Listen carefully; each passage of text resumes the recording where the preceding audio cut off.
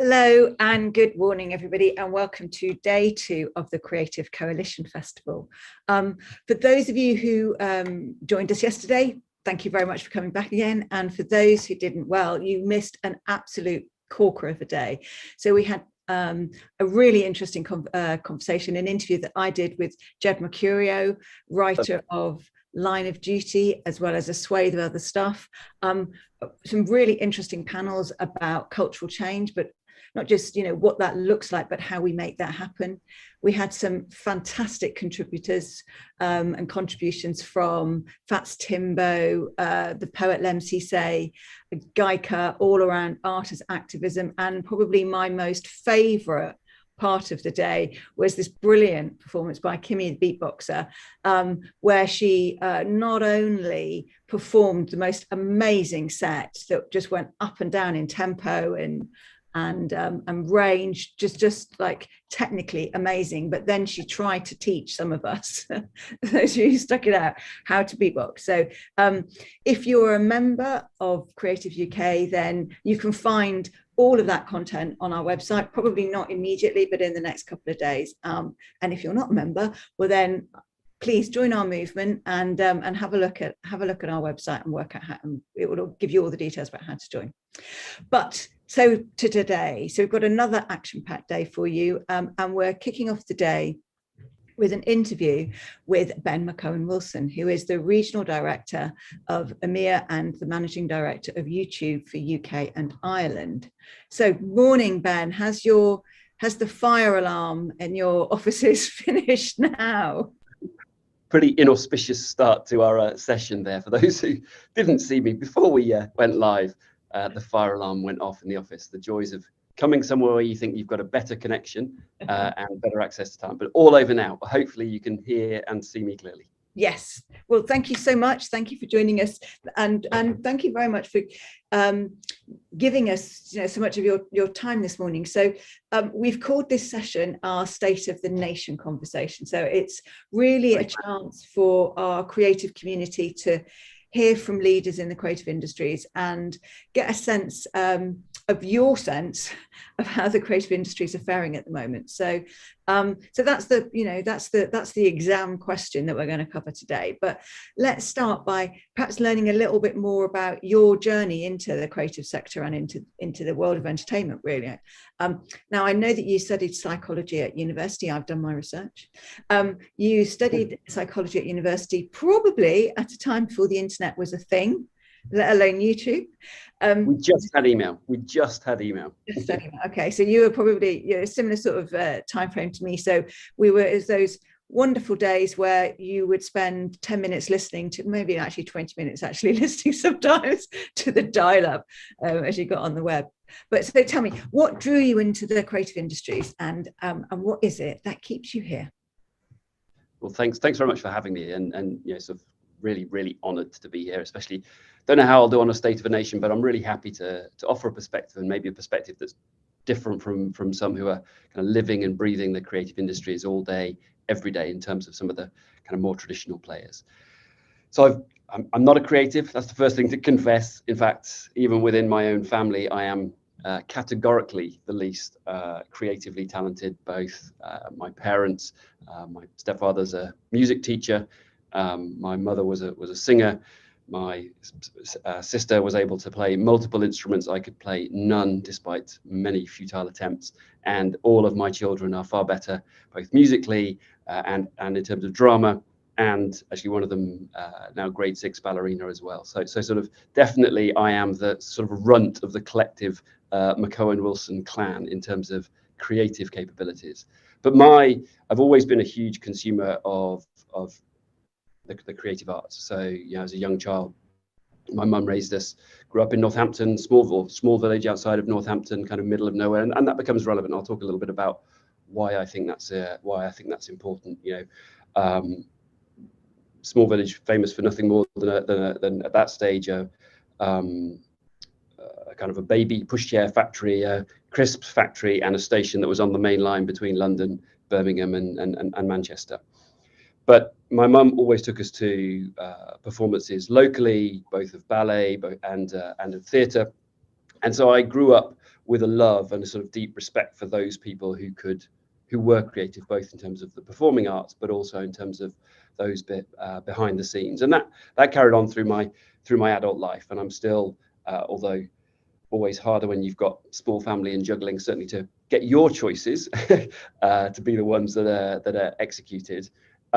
My professional interest began very early on in my career. I mean, I actually found the world of professional psychology too scary.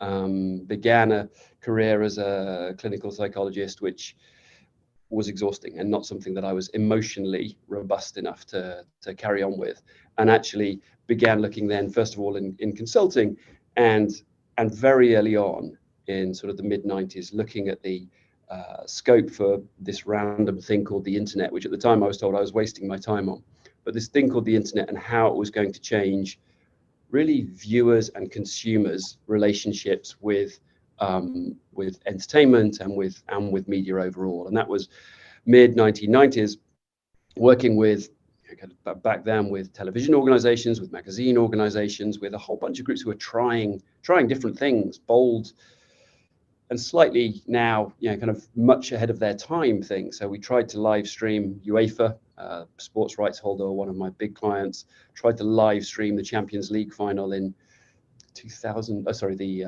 Europa, what would now be the Europa League, the UEFA Cup, in 2002. And, at that stage, it really was needing to, in order to stream something, needing to know what operating system people were on, what dial-up speed they had at home, and what web browser they were using. And then you would have a different stream for each of those kind of scenarios. And so I've really grown through my relationship working with those in the creative space, in particular in television, both on the TV production side and broadcasting side. I was at ITV for 6 years, and also worked with a number of the UK's both large and very small production companies. And then I've been at YouTube for 11 years, or 11 years at the end of this month. And that's just been the most incredible journey. It was very small. I joined less than 5 years after it had begun. Very much a disruptor at that stage, not at all obvious what impact it was going to have. Of course, on demand was going to be a bigger part of the future, but what did that on demand mean? And it's been, for me, the most inspiring part of that journey has been really seeing what that has delivered in terms of unleashing both consumption of creativity, which of course we're a very, very large platform, 2 billion logged in users every month. And in the UK, 96% of people in the UK using the platform every month to watch videos. So huge in terms of consumption, but kind of much more excitingly in terms of creation and the movement that has driven, the movement that YouTube has started in terms of leveling that playing field. I don't know if it's leveling up, obviously the term of the day, but kind of leveling that playing field in terms of access, in terms of who can make it and who can build an audience, and how you can find an audience, which has been is still the thing that most excites me when I get up out of bed in the morning. It's that. So you and I, we're often in similar rooms making the case for the creative industries, and so you just mentioned, you know, the phrase of the day. So anybody, I think, who's listened to the radio this morning, watched breakfast television, or read any of the papers, will know that there's a big conversation ongoing about levelling up and what that means, and perhaps, you know, it's a phrase that has made concrete perhaps a sort of a whole sense of ideas, and I would say arguments that have been being made really for the last 20 years. For anybody who's followed anything in any of the sort of trend in sort of I don't know, like human geography of the UK in terms of the disparity, not just the disparity between North and South, because obviously we've seen the growth of our second and third sort of tier cities. That's been much more obvious in the last sort of, maybe the last decade, maybe a little bit before then. But despite all of the you know, the sort of the facts and the figures about growth, about the growth of the creative sector and so on, for lots and lots of people, really doesn't feel like that at all, does it? And as I was saying, you know, we're often in similar rooms making the case about how the creative industries, you know, is a fabulous generator of economic value, but also generates human and social capital. You know, it allows an investment in human capital, but it also sort of builds those bonds in communities and between communities, so on. And I'm interested in your thoughts about that. And you reference, you know, the fact that you grew up somewhere that was, you know, not in a place with not in a city, as it were, not somewhere that felt it was famous for anything. What's your sense really of the work that you're doing and how it relates to this idea of trying to rebalance our country so that there is more that sort of, it's not just that prosperity is better spread, but actually opportunity is made more accessible? Look, I think that's a really, really central challenge for all of us in the creative industries today. And you know, I think you're right. Many of these conversations, and hopefully we'll touch on a few of them, you know, kind of over the next few minutes together, have been the challenge of the last 2 years, and the pandemic have brought some of them into really, really sharp focus. It's not necessarily that they're new discussions, and maybe we'll go on and talk about things like the impact of freelance on the freelance economy, the impact of kind of bullying and harassment and in our sectors.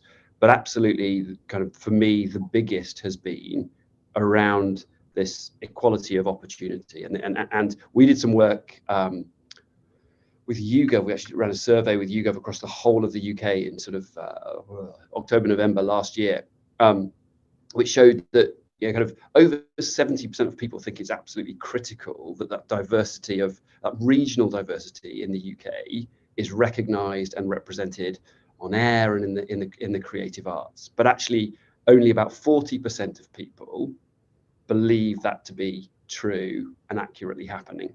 And you know, kind of right to your point of, you know, why did I move from Long Buckby? Over 60% of people believe, and especially of young people even more, believe that not living in the capital restricts their access to opportunities to working in the creative industries. And that's a devastating fact for us all, right? That means there is talent out there who either aren't getting the opportunities that their raw talent deserves, and that we as an industry aren't hearing those stories. We're not engaging with those either as audiences or as creatives, and I didn't see Jed's session yesterday, but I know you recorded it here in this building, and his story is an amazing one, right? Both in terms of being outside of London, but also being somebody who wouldn't necessarily have thought, yes, I can definitely do this. And I think it is that element where I think YouTube, we're not a huge part of the UK's creative industries. We're quite a small part, but we're quite a small and unique part, because the openness of our platform, the fact that anybody, whether you're in some rundown seaside town, or if you're in some kind of central, kind of built up estate in the middle of London or Manchester or Leeds or Glasgow, that as a platform, we offer you the opportunity, if you believe you've got that creative talent, to begin to build your audience. And critically, from building that audience, because there's lots of places you can do that, but critically from beginning to be able to build that audience, to then make money from that audience. Initially, as you're growing your audience, not a lot of money, not the sort of money that people are, the headlines are very often about the people on our platform who are making tens of millions or fives of millions or millions of pounds. But actually, that most critical step is the one where somebody begins to earn enough money that they can decide to maybe work 4 days a week rather than 5 days a week. Or maybe they can go full time into investing in their creative career on YouTube as a platform, as a first step, maybe. Or maybe it becomes all that they do. Many people are just YouTubers. Some people use us, they go on to be TV presenters or choreographers, or musicians, and we may or may not remain part of their story. But it's that role that we play in being open to everybody, provided you've got a broadband connection. If you've got that creative ability, and if you've got, like, literally, it's hard work. I'm not going to pretend to anybody. We're not a platform. I don't have a 9 p.m. slot. I can't hammock you between 2 amazing shows and make you big overnight. I can't even, as some digital platforms do, kind of boost your views. It's all hard work. People who've made and built success on YouTube as a platform have done so, finding every single one of their audience members, engaging those audience members with their creative stories, and making a decision about, actually, this is something that is a pathway for me. And I love the fact that if I look at a map of the UK, if I were to throw a dart at it, wherever it lands on, if I hit land rather than sea, but if I hit, which is no guarantee with my darts, but if you hit land, there'll be somebody there who is making that decision, who is today or last month or in the last 6 months has made that decision to make YouTube that first step, that next step on their journey in their creative careers. So how do we help those people then? How do we help those people who have got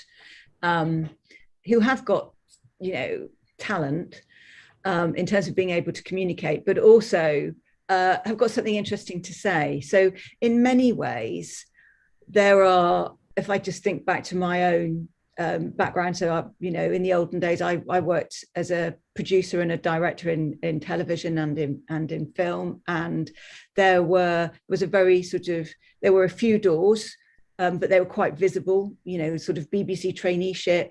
I ran a talent development scheme that was part of what is now ITV, but through one of the regional franchises. There were similar doors in other regional franchises. So it was probably less democratic, but it was sort of more visible. Now you've got lots and lots of tools, but it's quite a sort of, it's very much a sort of a DIY approach, isn't it? And so those people that might mentor you, that might help you along the road, that sort of personal one-to-one support that you might get, that actually, perhaps the sort of medium-sized organizations or organizations or businesses that are in the real world, if you like, rather than the digital world, they're under so much more pressure. So if we, I'm just thinking about sort of more broadly, if you look at, again, this is just my background, sort of my route into television was through community arts, and through working in the youth service, and then working at a very grassroots level with lots of community arts and so on. And I look around now, and the sorts of funds that were there to support all of that stuff, not there. If you look at arts provision within and creative provision within formal education, yes, if you go to a private school, you're much more likely to get it than if you go to a state school. You look at most primaries, and arts and creativity is seen as enrichment. You know, it's not even baked into what the kids are studying. You know, you've got to pay extra for it. So yes, so sorry, this is a long-winded sort of like context piece, but what I'm trying to say, I suppose, is yes, there are lots more sort of tools, but is there as much? Is it actually as democratic? Because how do you help people to use those tools? How do you help people to, you know, to to use the opportunities that you're putting out by providing the platform through not just of YouTube, I suppose, but other platforms as well?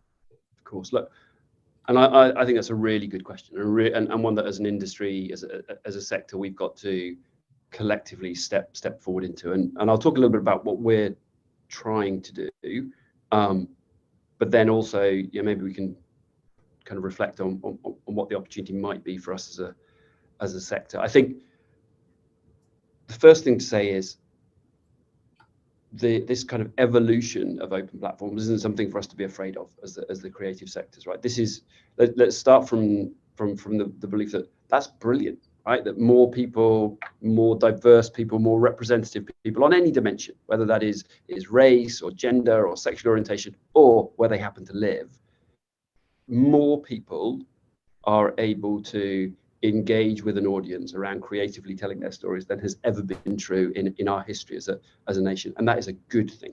That's a good thing, that richness of voices has always been one of the UK's strongest weapons in presenting itself both domestically and critically internationally.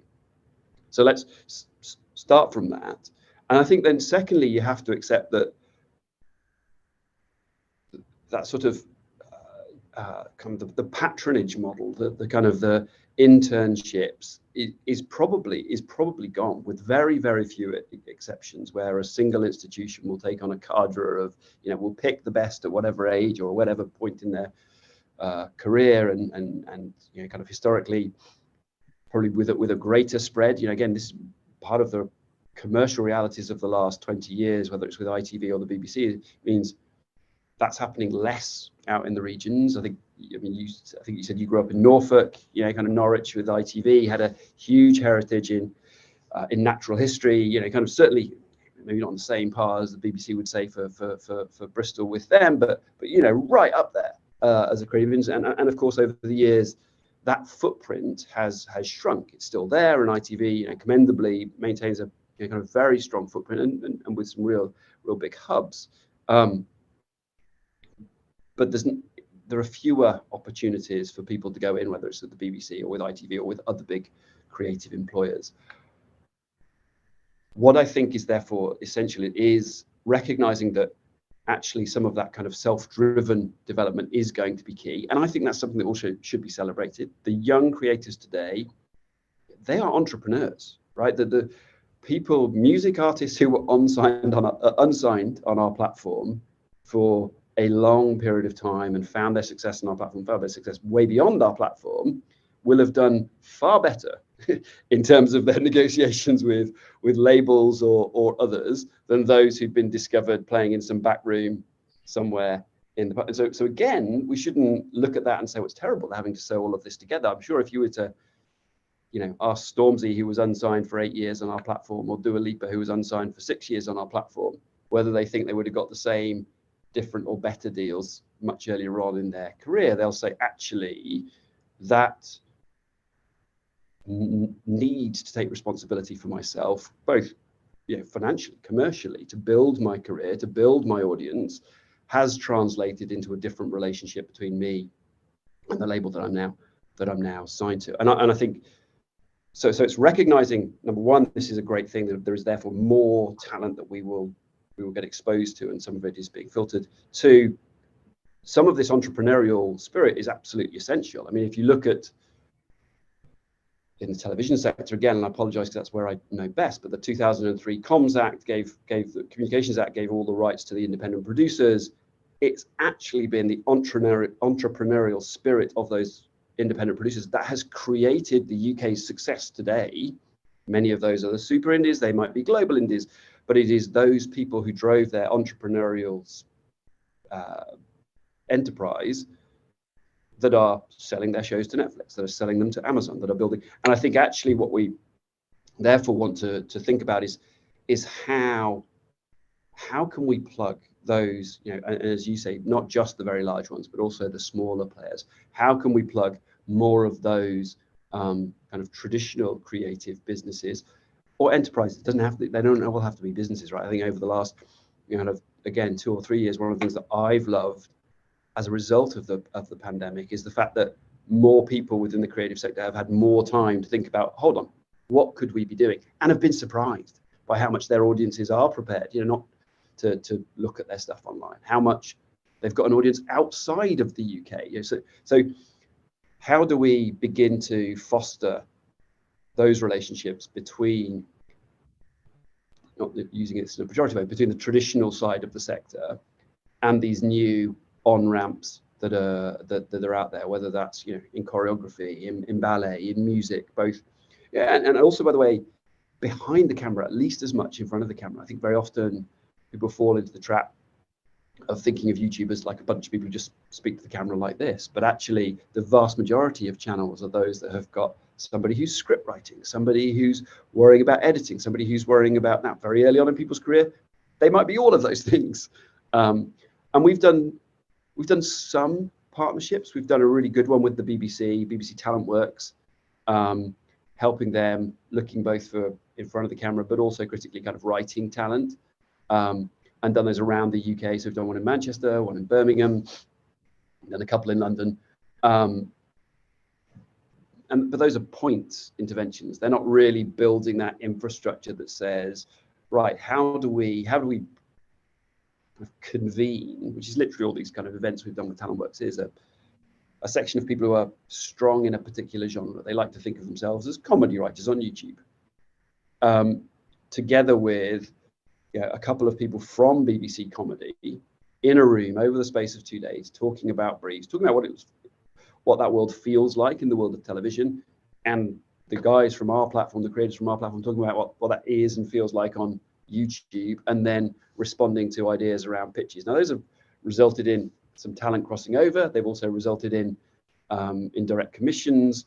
But how do we bake more of that in as a creative sector? Because those two things I described earlier, I think, are tailwinds. They're things that we can't fight. Like 5 years from now, there will be more people who are creating kind of stories for themselves from all across the UK. 5 years from now, there will be more people, no matter what any of us do, who are seeking to build their careers themselves in the creative sector through the whatever range of digital platforms there are around. Again, none of us can fight that. We can't stop that or slow that down. How do we use that to strengthen our creative sectors? How do we use that to improve, the diversity of our creative sectors? Yeah. If you think of that world of television that you described for yourself, in that world, success, too much of that success, and by the way, it is still true today, too much of that success depended on people who look like me, right? White, middle-aged, middle-class men living in London. Today, open platforms mean that I don't have that power. It's not me who picks the people who are successful on YouTube as a platform.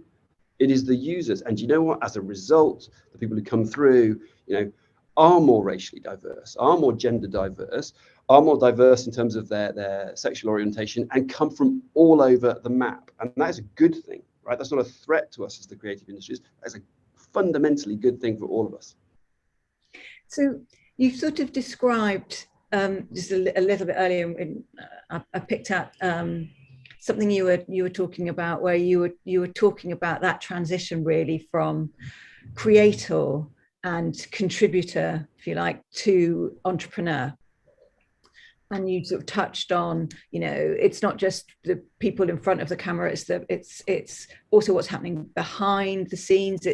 These are mini businesses quite often, and yes, lots and lots of the people on your platform and many other digital platforms are primarily interested in engaging and entertaining, but there's also quite a lot of substance behind that in terms of as an enterprise. And there are many other people that use these platforms to grow businesses that previously they would have had to have relocated. They would have had to have been somewhere with a lot of other things around them in order to survive. Now the creative industries is already quite an atomized sector. It already suffers by having sort of so many tiny little companies that I would, and obviously I would say this because my job is to represent them, lose out quite often in the conversation, because the conversations around policy, around investment, around education sort of dominated by big institutions, big established businesses. Now, you've talked a lot about the democracy of digital platforms as a means of improving diversity. But if we're to sort of pick up what you've also sort of suggested, which is, you know, that this is a movement we can't stop. It is more democratic, but as people make that move from as a creator to an enterprise, I'm just wondering whether or not the rest of the sort of infrastructure that we have in the UK supporting that is fit for purpose. So is our education system fit for purpose? If we look at just how people raise money for their enterprises, and I'm a bit of a geek on this, so we can talk a little bit more about this in a bit perhaps, but I'm particularly interested in our education system. But if you just look at education investment, is it fit for purpose? And what can we do to perhaps embed more of those entrepreneurial skills and provide those opportunities for people to move along into that transition of becoming, I mean, people are, I think, generally in the UK, very entrepreneurial. But how do we sort of supercharge that, do you think? No, I think that's a really, really good question. And we run a number of courses and programs right the way from very early stage artists, creatives, in the music sector, kind of those kind of fall under the banner of future makers, and working with artists, working with artist managers, kind of working with a range of talent. And then on the core of YouTube, beyond music, we again kind of launched a program called YouTube for Creators last year, which brought together, inspired really by the opportunity that the pandemic had given.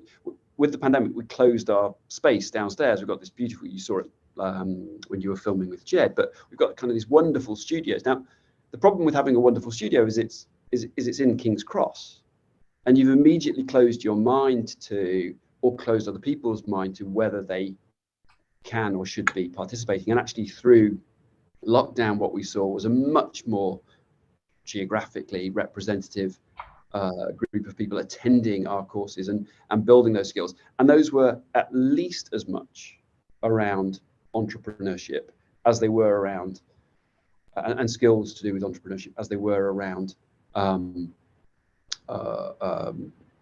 of any individual piece of the creative arts. And of course, right now, those are one-off things. People know they've done those. but they're not portable, right? I mean, people might see your work, they might understand what you've done, you might be able to tell your story. So I think we've got to carry on the amazing work that Creative UK does with the government arguing overall for kind of the size and the value of creative industries. And I think at least when you catch them on a good day, they've all got that, right? I mean, they've all got that. How much they remember that on a bad day, I don't, you'll be a better judge of than I will. But I think what is less true is, or what I worry about is, how seriously does the Westminster bubble actually take that kind of creator economy piece? How much do they really, if I'm honest, how much do they even understand it? Right? How many of them actually know that in their constituencies there are amazing small businesses who have begun to build their creative careers in a way that the old world just didn't provide for? In Hythe, in Damien Collins's constituency, there is a creator called Matt Morsier, who is the biggest fitness creator in the UK. He began as born and raised in Hythe, began as a PE teacher. His story is like, you can watch his videos on it, but it's this amazing story, like giving up work 1 day a week, then giving up work 3 days a week, then becoming a full-time YouTube creator. He now makes way more than you or I could aspire to make from kind of sharing his videos around the world. And the same is true anywhere you choose. In Leeds, in West Yorkshire, we've got a small business. She's now begun employing people. But Yami, who's a young female gaming creator, left school at 16. In Bath, we've got a huge business called Global Cycling Network. They're probably the biggest cycling business on the planet in terms of the content they've got. But how much does like the British political class recognise that? In fact, in the UK this year, there was a children's creative business called Moonbug that began again in the UK, kids content on YouTube, that was sold in the back half of last year for a reported $3 billion. That's more than ITV is worth. And that is a business that was built and created on YouTube by two people in the UK, and obviously now employs much bigger team than that. And all of these are these kind of amazing stories of entrepreneurship. So I think number one is let's make sure that the government understands the value, and I think you guys do an amazing job of. I know you guys do an amazing job of that. Number two, I think, is really trying to help people understand this creator economy as opposed to just the creative economy. The creator economy, its value and its contribution. And then I think number three in the piece that you're talking about and asking about is for us to begin really thinking creatively, with a small c, around kind of how we can systematize and begin to put some infrastructure around some of that. In the other half of Google's business, in Google, we have just worked and are working with businesses in the sort of broader digital technical space around digital skills credits. Is that the same kind of thing where, sure, there's not a BBC traineeship that you can go and do and have a shiny certificate for or a badge for, but are there credits that you could build up through courses that are delivered by a wide range of providers within the both large and small, but have some portability to them that allow you to take that with you as you go. And look, I'd be very happy. I know your convening power on these things is second to none, Caroline, both personally and institutionally. But we'd be very happy to participate in that. I think. Well, great. That's good. We'll definitely take you up on that offer. You know me, grab it whilst it's there. But I suppose one of the big things that we're looking to do this year is to really bang the drum for creative education, and I think it's something that our sector has talked about for 20-30 years, ever since I've been like earning a salary, proper salary anyway, I should say. It feels as if the creative industries have been complaining that our education system isn't fit for purpose. It doesn't take proper account of the important role that of creative skills, creative skills are undervalued, all the research and evidence that we do. And, I convene business leaders from across lots of different disciplines, and everybody from sort of engineering, sort of aerospace, manufacturing, all different sorts of sectors, all talk about the fact that they want to bring in more people who have creative skills and who understand, that we're not as a nation going to maintain our competitive edge if we don't know how to grow and support people who've got ideas. One of the barriers to that, I think, is that the powers that be, I don't think, have really got the message that the public thinks that too. So there's been bits and bobs of research, not enough research really yet, but there've been bits and bobs of research recently, particularly within the music sector, which show that actually the music sector, the public is very supportive of public resource going to support musicians and who have been particularly badly hit by the pandemic. But what we often find is that that one of the real barriers is parents encouraging their children to go down that route. So, that there's still this perception that, actually what you really want to do is get a safe job in law or medicine or one of the professions and so on. Now, you've already said that,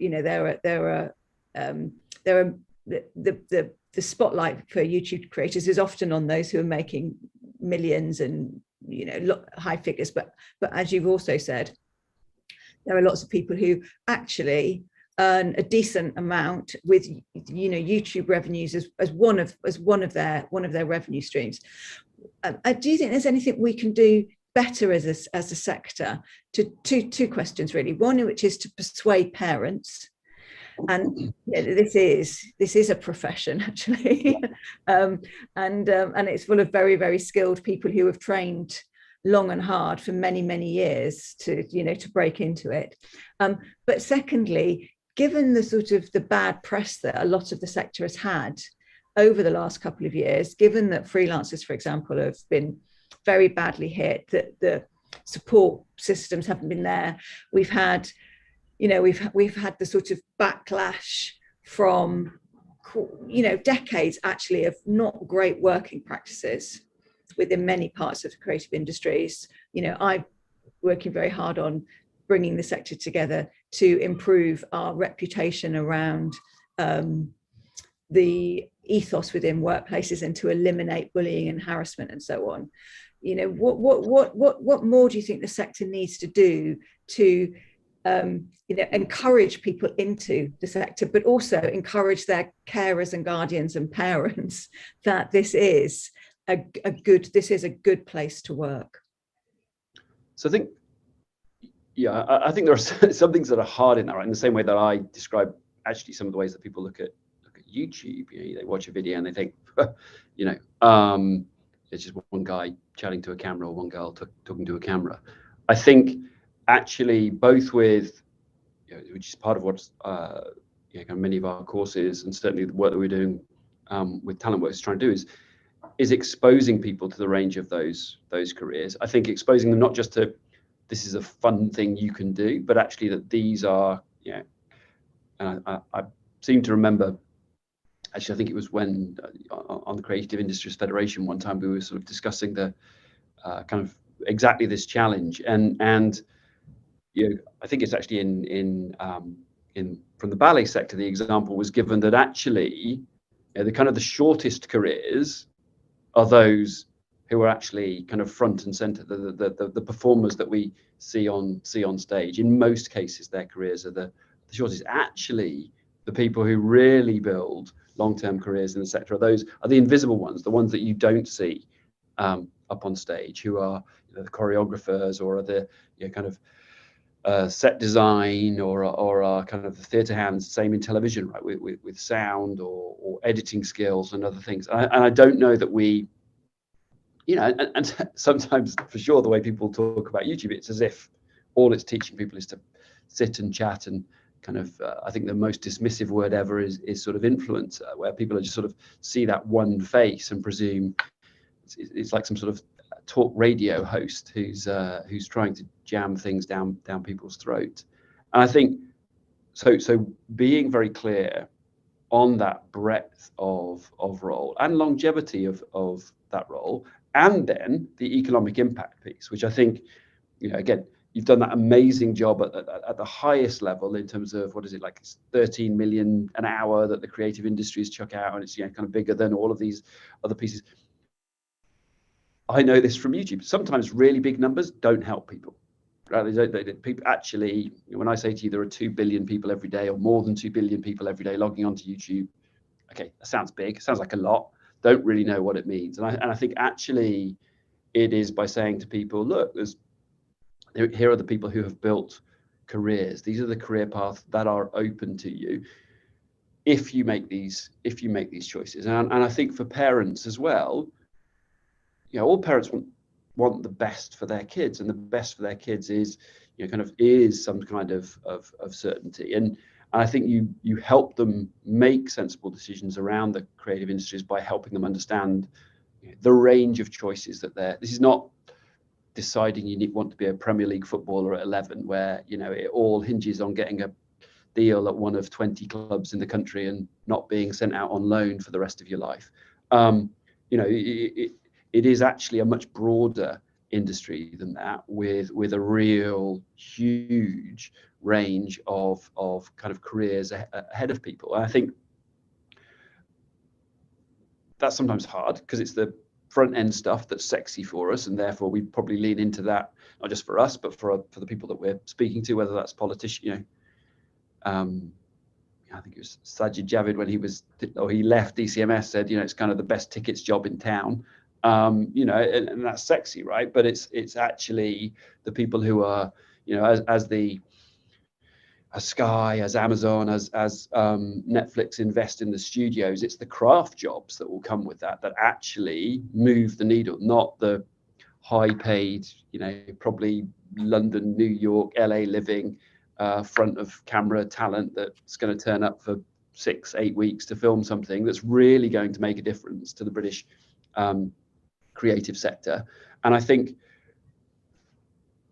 it is explaining that world to people, and I don't know that we do as good a job at saying, look, hold on, you can make good money here. And we try and do that, right? For loads of people, their ambition is just to be able to make enough money from their presence on YouTube, plus whatever else they do, kind of probably associated with that. So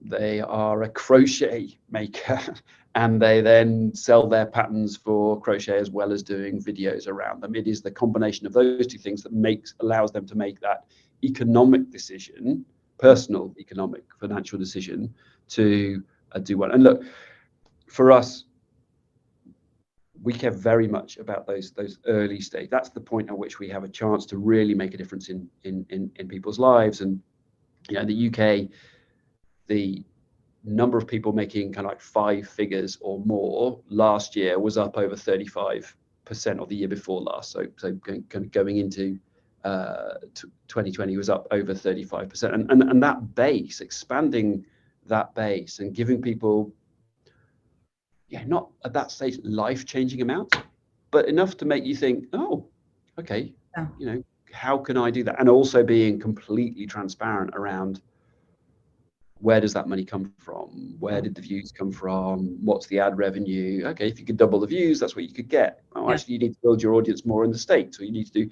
that's the entrepreneurial piece of actually helping somebody make really just informed decisions about taking their career forward. And a long-winded response, but I think at its core is that informing both parents and actually the kids around those range of options and careers and roles that there are available. Yes, no, I agree. I mean, I think it's really behoves us to be much more transparent and clear about exactly about where revenue streams come from, and and how you actually can create a sustainable career. You mentioned big numbers and how people have stopped listening to big numbers sometimes, but obviously there was something, Alphabet released their figures last night, which was a very big number in terms of is it 75 billion that's made through digital advertising? So so that's a very, very big number. I wouldn't know how to write that number, but anyway, there's obviously been a lot of focus on ensuring that creators are properly remunerated for their work, and I think this is hugely relevant to the conversation that we're having, and actually relevant to many of the panels that we've convened, which are about ensuring that people from diverse backgrounds can pursue creative careers. And there's been significant criticism leveled, not just at YouTube, but at YouTube particularly, and other digital platforms, about the value that it does go back to creators. So, I mean, do you think that YouTube's has got it right? Do you think that creators are being paid fairly? So one thing I'd say first of all, like, right is always an interesting question.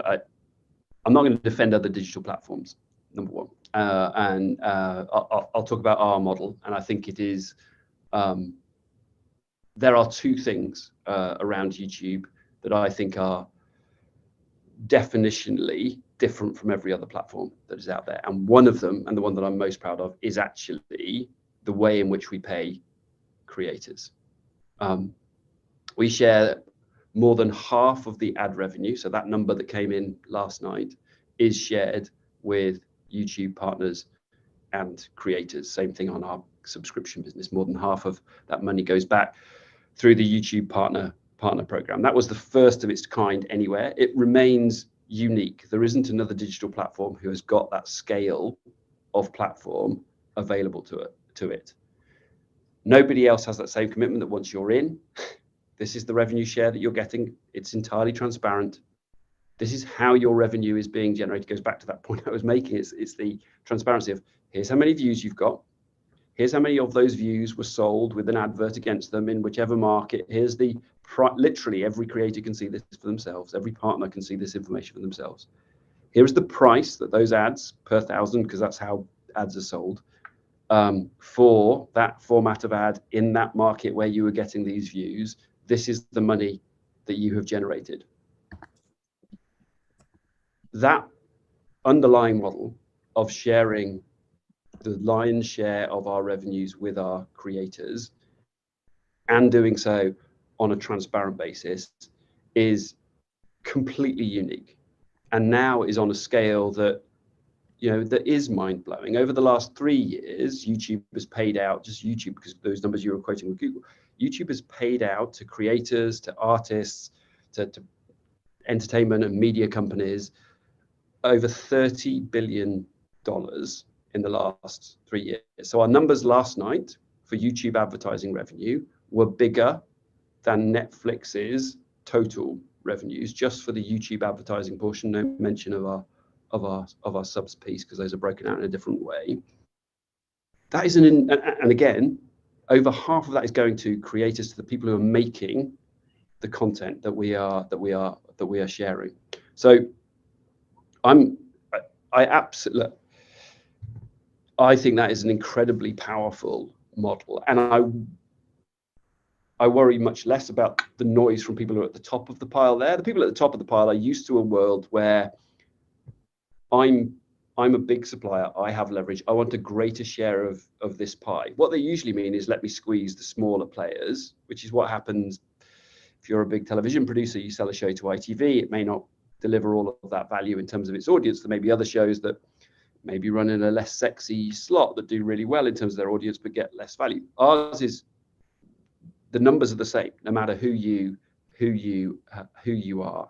And that is our greatest strength. It is honestly our greatest strength. It's also our greatest weakness. There are times when I would love to simply divert money to, this institution that's trying really hard and has done some incredible things. The audience hasn't quite liked it. That's what you can do if you're a commissioner. If you're somebody who can divert funds, that's not something that we're able to do. So look, I love and I'm incredibly proud of that model. Does everybody always want that to grow faster? Yes, they do. Well, look, last night's numbers are a sign that those numbers are growing faster as the audiences grow.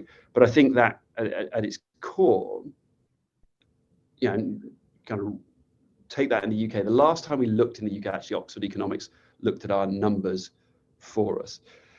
But they estimated that in the UK, our kind of economic contribution in the UK of our creators was £1.4 billion in 2019. And we were employing the full-time equivalent of 30,000 people in the UK. There's not a studio in the UK who's doing that.